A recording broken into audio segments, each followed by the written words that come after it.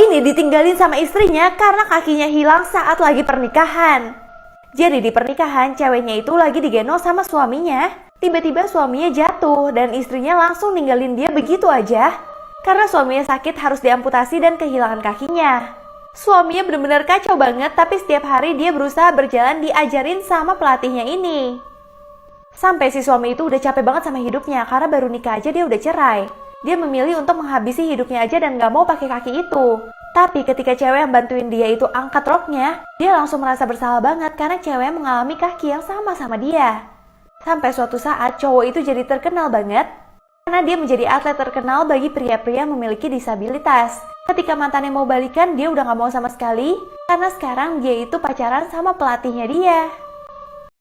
Jangan pernah senyum balik sama cewek di kamar 1408, kalau enggak ini yang terjadi. Jadi cowok ini benar-benar seneng banget dan kepincut sama cewek ini. Cewek ini adalah tetangga di apartemennya dia, lebih tepatnya di kamar 1408. Dimana setiap hari mereka itu saling senyum-senyuman terus. Akhirnya cowoknya nyamperin kamar tersebut. Dan ketika dia lihat, dia kaget banget. Ternyata ceweknya ada di jendela terus, soalnya dia tergantung di jendela tersebut sambil tersenyum. Pengantin ini disiram mukanya sama calon suaminya demi dapat banyak penonton. Kalian harus lihat sih. Jadi kisahnya di sini ada pasangan yang cowoknya itu malu banget sama ceweknya. Bahkan kalau foto dia cuma mau foto tangan dari ceweknya aja, nggak mau ada mukanya sama sekali. Karena dia benar-benar malu, takut followersnya itu berkurang kalau ngelihat ceweknya itu jelek. Bahkan si cowok bikin skenario kalau ceweknya itu yang melamar dia dan itu bikin cowoknya viral banget. Nah terus cowoknya ngajak dia nikah, tapi katanya nikahnya sama cewek ini dulu ya. Karena buat di sosmed aja, terus nikah aslinya sama cewek ini. Tapi anehnya si cewek ini mau-mau aja. Sampai pas hari pernikahan dia itu kaget banget, kok cowoknya bener-bener bilang yes ya ke cewek ini. Ternyata cewek cantik tadi beneran pacar aslinya dan cewek ini memang digunakan doang sama cowoknya untuk mendapat banyak likes. Bahkan dirinya dipermalukan banget dan dia ingin balas dendam dengan membongkar kalau misalkan cowoknya selama ini cuma pura-pura kaya aja. Kayak gini dia itu sok-sok naik pesawat padahal cuma foto sama kloset. Pas ceweknya membongkar semua aib dari cowoknya itu, ceweknya langsung terkenal dan cowoknya langsung kehilangan semuanya. Dokter gigi ini bilang kalau dia bisa mengetahui masa lalu seseorang dari giginya mereka. Sampai akhirnya ini yang malah terjadi guys. Jadi kisahnya cowok ini bernama Mr. Martin yang dia itu lagi datang ke dokter gigi. Terus dokter gigi dengan serem banget bilang kalau dia bisa baca masa lalu orang dari giginya doang loh. Nah terus si Mr. Martin bilang, alah kamu paling baca dari surat kesehatan aku aja kan.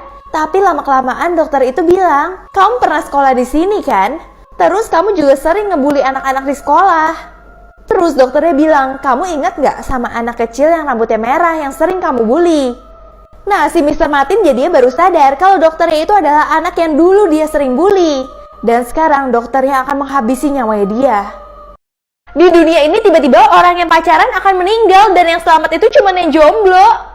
Jadi pertama-tama ada orang yang lagi pacaran. Tapi ketika dia menyatakan cinta dan saling pegang pacarnya, dia itu pada meninggal dan semua orang di dunia ini itu merasakan hal yang sama. Ternyata pas lihat di berita ada virus di mana kalau misalkan kita memegang orang lain yang kita cintai, itu kalian itu terkena infeksi dan akan meninggal. Ternyata pas diselidiki itu semua ulah dari dewa cinta. Dimana dia itu salah banget kasih orang-orang punya cinta yang terlalu besar yang membuat mereka semua meninggal karena serangan jantung saking cintanya.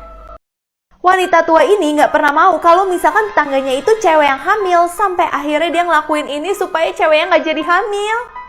Jadi tetangga tua ini benar-benar benci banget sama anak kecil dan ibu hamil. Karena ibu hamil nantinya akan melahirkan anak kecil dan bikin rumah itu benar-benar kayak berisik banget. Dan tetangganya gak mau keberisikan sama sekali. Sampai pas tetangganya lagi hamil, dia melakukan segala cara untuk mengganggu tetangganya itu. Bahkan lampu kamarnya aja disinarin kayak gini supaya tetangganya gak tenang. Dan kehamilannya itu gak terjadi atau si tetangganya itu pergi dari rumah tersebut. Sampai akhirnya cewek ini berhasil melahirkan bayi ini. Tapi selalu ada gangguan-gangguan membuat dirinya merasa bayinya akan terancam. Apalagi pas rumahnya itu hampir kebakaran, tiba-tiba bayinya hilang terus ada di tetangganya. Tapi yang dia gak tahu ternyata tetangganya itu nyelamatin bayinya karena bayinya hampir diserang sama seekor anjing. Di situ dia merasa bersalah banget sama tetangganya karena udah berprasangka buruk terus sama tetangganya ini. Bocil ini takut banget emaknya setiap masak itu kayak limbat. Ternyata karena ini guys. Jadi bocil ini kali ini pingin banget masak. Kali ini dia pingin goreng makanan-makanan dia sendiri. Tapi ketika ngelihat minyaknya meletup-meletup, dia udah takut banget tuh. Bahkan dia langsung teriak heboh banget dan memakai peralatan besi-besi supaya dia nggak kena minyaknya. Karena minyaknya itu super panas. Tapi ketika mamanya lihat, emaknya langsung mukul dia dan kasih lihat dia gimana cara masak sebenarnya. Emaknya bener-bener gak takut sama minyak, bahkan emaknya itu gak pakai spatula lagi. Dia langsung ngaduk-gaduk semua makanan yang ada di minyak itu pakai tangannya sendiri. Si bocil itu bener-bener langsung takut banget karena mamanya itu kayak limbat. Lagian emak-emak dilawan. Karena aku gak mungkin dibeliin penthouse sama Mas Aris, akhirnya aku nginep aja di penthouse sendiri. Jadi di Bali itu aku nginepnya di Double Six Hotel Seminyak. Dan aku ambilnya tuh tipe penthouse ocean view yang 2 bedroom. Lantai 2-nya benar-benar luas banget, kalian bisa berjemur di situ dan juga ada jacuzzi dengan ocean view yang bagus banget. Terus kalian juga bisa foto-foto kece kayak gini, satu lagi deh, kayak gini. Di atasnya masih luas banget, ada ruang untuk duduk-duduk, dapur, dan ruang makan.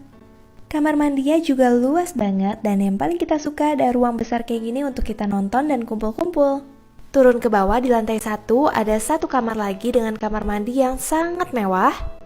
Sampai aku tuh kaget banget di kamar mandinya ada sofa buat kita bersantai. Di kamar ini juga view-nya benar-benar bagus banget. Jadi kayak langsung 2 view gitu. Kalian bisa lihat pool atau lihat ocean. Oke, ini mungkin yang kalian tunggu-tunggu ya. Ini adalah master bedroom-nya yang super duper luas. Pokoknya kayaknya main petak umpet tuh juga bisa deh di sini. Yang master bedroom ini balkonnya lebih besar dan view-nya oke banget. Terus yang paling wow lagi, ini kamar mandinya bener-bener mewah banget. Kalian bisa lihat dong. Jadi kalian gak perlu Mas Aris lagi untuk beliin kalian penthouse. Kalian langsung ke sini dan kalian bener-bener berasa kayak sultan. Gak usah berlama-lama ya di kamar mandi, karena sebelah kamar mandi ada yang lebih bagus lagi. Ada walk-in closet dan tempat kita untuk dandan. Malamnya kita dinner di Hotel Double Six. Nama restorannya The Plantation Grill. Sambil makan bahkan kita dinyanyiin. Ini bener-bener wah banget sih. Besok sorenya kita langsung ke Double Six Rooftop untuk menikmati sunset di Sunset Bar. Bahkan di depan hotelnya kita bisa langsung main di pantai kayak gini. Makanya langsung aja ke Hotel Double Six di Seminyak, Bali. Cowok ini selalu mengambil nyawa orang supaya dagangan online shopnya laku. Kalian harus lihat sih caranya. Jadi kisahnya cowok ini lagi mau beli sesuatu di online shop. Lebih tepatnya mau beli kaos. Nah, cowok ini ngeliat di online shop ini harganya murah dan reviewnya bintang 5 semuanya. Bahkan pas dia pesen tiba-tiba nyampe super cepat, dia seneng banget dong. Namun ketika dia buka kardusnya, ternyata bajunya itu benar-benar beda sama apa yang ada di online shopnya. Bajunya super bau, baunya tuh kayak bau busuk dan bahkan di bajunya itu ada banyak darah. Seperti baju itu bekas kecelakaan atau bekas orang yang sudah meninggal. Nah, di situ dia bingung banget dong. Pas dia lagi bingung-bingung, tiba-tiba ada yang ketok lagi pintu rumahnya. Ternyata ada orang yang tugasnya menghabisi nyawa dia dan langsung menyeret dia di bangku, serta memakaikan baju tersebut yang baru aja dia beli. Nantinya si cowok ini akan memakai HP yang udah meninggal, terus difoto seolah-olah bahagia dan dikasih bintang 5. Padahal sebenarnya yang kasih bintang 5 itu sebenarnya orangnya udah meninggal semua.